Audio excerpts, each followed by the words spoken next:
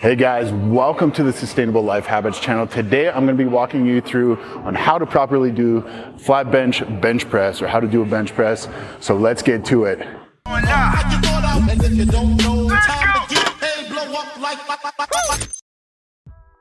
Hey guys, so here we have our bench press set up. We already have the rack height set up for us. Now let me show you. Now this might not be the exact replica of what you're going to find in a commercial gym. However, same mechanics on setting your J's up. In a lot of the commercial gyms, your hooks are already permanent, so you can't adjust them. If you can adjust them, that's ideal. But let me show you how I adjusted these ones, since this is an adjustable bench press. So as we sit down on the bench, what we're going to be doing, lying right down. So I'm going to use my ring fingers right on these rings on the bar right there. Just wrap it with thumbs. I like to align my thumbs with the bottom of the bar.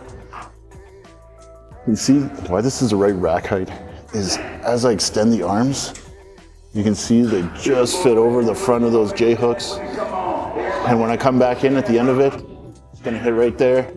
I'm gonna slide it back down. So that's how we know we have the right height. So now let me explain to you what we're gonna be doing with the body or the torso as we're going through the movement. So again, let's slide back down. Now, as you're going through these, you're gonna have your 3 touch points. Number 1 is you're gonna have a touch point right up here in your upper back.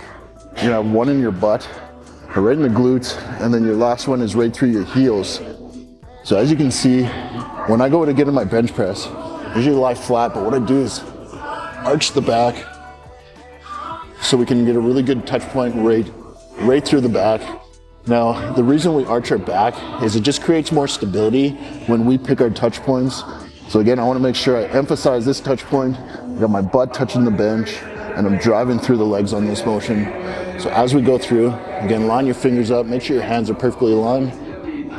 We're gonna tighten up the shoulders. We're gonna extend the arms, bring that out, right over top of the chest, and we're gonna bring it down.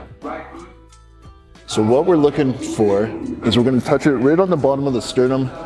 You can see exactly where that's hitting. So now in order to hit that, you can see that bend that I have in my elbows. Common thing we see is with that bar's hitting too high, it's typically because our elbows are too high. This is putting all the emphasis on the shoulder, not what we're looking for. So again, slide that bar. When we're touching right there, that should put the proper bend in it. The other thing we're looking for is making sure that we're not pushing like this where our elbow's not under our wrist. Keep those elbows right under the wrist and drive that bar back up.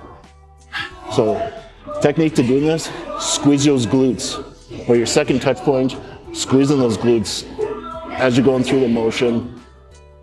Engage your lats.